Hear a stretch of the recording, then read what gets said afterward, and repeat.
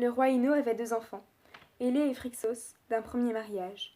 Puis il en eut 2 autres, dont le nom nous est complètement égal, avec sa deuxième femme, Athamas.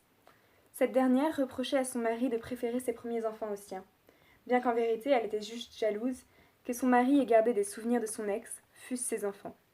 Mais elle avait beau supplier, Ino refusa de brûler Élé et Phrixos avec les lettres et les photos de son précédent mariage, l'égoïste. Alors un jour, discrètement, elle se glissa dans la réserve de grains et échangea les semences habituelles avec des qui ne poussaient pas naturellement et empoisonnaient le sol. L'année suivante, la famine fut terrible, faisant baisser le PIB de 8%.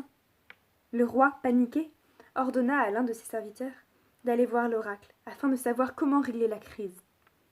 Mais Athamas, usant de toute sa force de persuasion, convainquit le jeune homme de ne pas aller voir la Pythie, mais juste de dire au roi que les dieux avaient ordonné qu'Élé et Phrixos servent d'engrais aux graines maudites.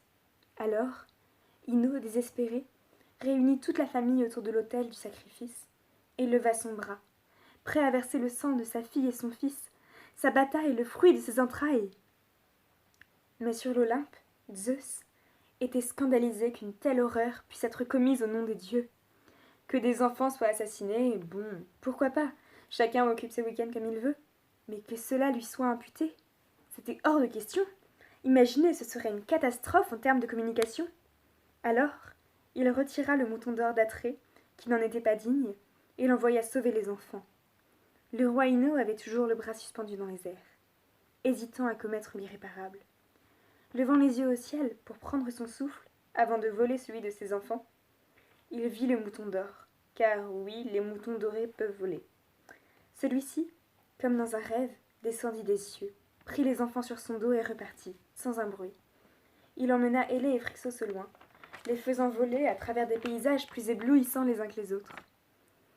Mais Élé, sans doute troublé par la tentative d'assassinat de sa belle-mère et le fait de voyager sur un mouton volant, fut extrêmement maladroite et tomba. Phrixos, désormais seul, arriva en Colchide, où, pour remercier le mouton d'or de l'avoir mené vers une terre plus sûre, il le vida de son sang, l'éviscéra et pendit ses dépouilles à un arbre en sacrifice à Arès.